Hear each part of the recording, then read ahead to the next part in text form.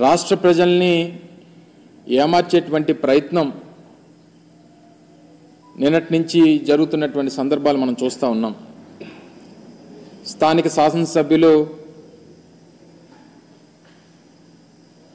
చాలామంది వారి కార్యకర్తల్ని అలాగే చాలామంది మీడియా సహచరుల్ని అందరినీ కూడా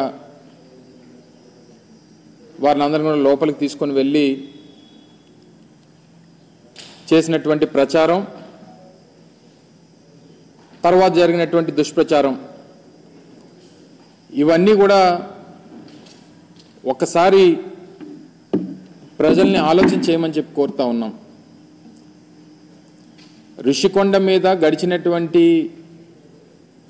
3-4 సంవత్సరాలుగా ఏ రకంగా దుష్ప్రచారం చేస్తూ ఉన్నారో, దాని మీద ఎన్ని రకాలుగా అడ్డంకులు సృష్టించాలనేటువంటి కార్యక్రమాలు చేశారు అనేటువంటిది మనం అనేక సందర్భాలు చూసాం. అనేక కోర్టులకు వెళ్ళారు, అనేక పర్యావరణానికి సంబంధించినటువంటి కేసులు వేశారు. వీటిని అన్నిటినీ కూడా అధిగమించి ప్రభుత్వం చేపట్టేటువంటి కార్యక్రమాలని, ప్రభుత్వం చేపట్టేటువంటి నిర్మాణాలని పూర్తి చేసేటువంటి కార్యక్రమం చేసి దాదాపు 4-5 నెలల క్రితం వాటిని ముహూర్తానికి సంబంధించి మంచి రోజు అని చెప్పి వాటిని ప్రారంభించేటువంటి కార్యక్రమాన్ని కూడా ఆ రోజు మేము చేయడం జరిగింది. అయితే ఇప్పుడు చేస్తున్నటువంటి దుష్ప్రచారం అంతా కూడా అదేవో సొంత భవనాల్లాగా, ఈరోజు ప్రభుత్వం వారు ఉన్నారు, ప్రభుత్వంలో వారు ఉన్నటువంటి సందర్భాలు, ప్రభుత్వం దాన్ని ఏ రకంగా ఉపయోగించుకోవాలనేటువంటిది చూడడం మానేసి రేపు రానటువంటి కాలంలో రాష్ట్రపతితో లేకపోతే గవర్నర్ గారో లేకపోతే ఇతర పెద్దలో వచ్చినప్పుడు దాన్ని ఏ రకంగా ఉపయోగించుకోవాలి అనేటువంటిది చూడడం మానేసి దాన్ని ఇంకా జగన్మోహన్ రెడ్డి గారు ఇల్లులాగే చిత్రీకరించేటువంటి ప్రయత్నం చేయడం అనేటువంటిది సమంజసం కాదు. దాన్ని తీవ్రంగా ఖండిస్తూ ఉన్నాం. ముఖ్యంగా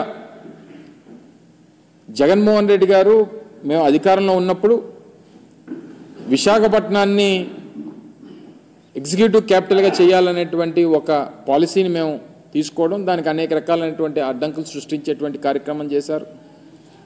మళ్ళీ అధికారంలోకి వస్తే ఇక్కడి నుంచి పరిపాలన మొదలు పెట్టాలనేటువంటి ఒక నిర్ణయాన్ని ఆ రోజు జగన్మోహన్ రెడ్డి గారు ప్రకటించడం జరిగింది. సరే, ఎన్నికల్లో వచ్చినటువంటి ఫలితాలు దాన్ని ప్రజాస్వామ్యంగా అంగీకరించి వారికి అధికారం వచ్చింది. సరే, వారు ఇప్పుడు నిర్ణయం తీసుకున్నారు, నిర్ణయం తీసుకున్న దాని ప్రకారం వారు చేసుకుంటారు. విశాఖపట్నం అనేటువంటిది ఉమ్మడి రాష్ట్రం ఉన్నప్పటి నుండి, హైదరాబాద్ రాజధానిగా ఉమ్మడి రాష్ట్రానికి ఉన్నప్పటి నుంచి రెండో అతిపెద్ద నగరంగా అభివృద్ధి చెందినటువంటి ప్రాంతం విశాఖపట్నం. దానికి సంబంధించి గతంలో మేము ప్రభుత్వంలో ఉన్నప్పుడు ఒక స్టేట్ గెస్ట్ హౌస్ మన భీమిలి రోడ్లో దగ్గర నిర్మాణం చేయాలని చెప్పి నిర్ణయం తీసుకున్నప్పుడు కూడా దాని మీద కూడా కోర్టులో కేసులు వేసి దాన్ని అడ్డుకునేటువంటి ప్రయత్నం చేశారు. జగన్మోహన్ రెడ్డి గారు విశాఖపట్నానికి రాజధానిగా ప్రకటన చేసిన తర్వాత ఆ నిర్ణయంతో ముందుకు వెళ్ళాలనేటువంటి ఆలోచన చేసినప్పుడు దాని మీద ఒక కమిటీ మేము ఆ రోజు ముఖ్యమైనటువంటి ఐఏఎస్ అధికారులు, సీనియర్ ఐఏఎస్ అధికారులతో ఒక కమిటీ వేయడం, వారు కూడా దానికి సంబంధించి ఈ భవనం అయితే బాగుంటుందనేటువంటి అభిప్రాయాన్ని తెలియజేయడం,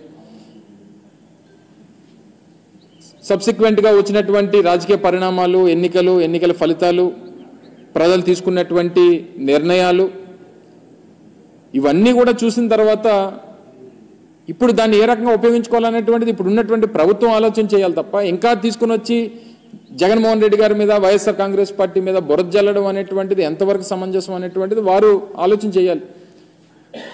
నేను కూడా మా పార్టీ తరపున మాట్లాడాల్సి వస్తేనో, ప్రజల తరపున మాట్లాడాల్సి వస్తేనో, ముఖ్యమంత్రి చంద్రబాబు నాయుడు గారు 2014 నుంచి 19 వరకు ఏ రకంగా ప్రభుత్వ ధనాన్ని ఈరోజు ప్రభుత్వానికి సంబంధించినటువంటి భవనాలు నిర్మిస్తేనో, ఒక డిపార్ట్మెంట్కి సంబంధించినటువంటి నిర్మాణాలు, శాశ్వత నిర్మాణాలు నిర్మిస్తే దీన్ని ఈరోజు ప్రజలకి తప్పుదోవ పట్టించేటువంటి ప్రయత్నం వారు చేస్తున్నటువంటి క్రమంలో చంద్రబాబు నాయుడు గారు 2014 నుంచి 19 వరకు ముఖ్యమంత్రిగా ఉన్నప్పుడు ఎంత ప్రభుత్వ ధనాన్ని దుర్వినియోగం చేశారనేటువంటిది కూడా మాట్లాడాల్సినటువంటి పరిస్థితి వస్తుంది.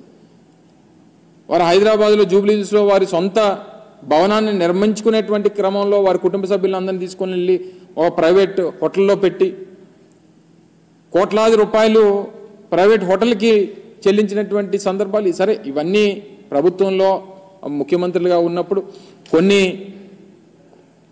సెక్యూరిటీ రీజన్సో లేకపోతే ఇతరితర వారికి ఉన్నటువంటి ప్రయారిటీసో ప్రోటోకాల్స్ ప్రకారం కొన్ని నిర్ణయాలు తీసుకుంటుంటారు. అవన్నీ తవ్వుకుంటే ఇప్పుడు అనేక రకాలైనటువంటి విమర్శలు చేయాల్సినటువంటి పరిస్థితి. ఈ సమయంలో మేము విమర్శలు చేస్తే ఇప్పుడే అధికారంలోకి వచ్చారు కాబట్టి మీరు చూసి తట్టుకోలేకపోతున్నారో లేకపోతే ఇంకోటో అనేటువంటి ఒక దుష్ప్రచారాన్ని మళ్ళీ మా మీద చేసేటువంటి ప్రయత్నం చేస్తారు.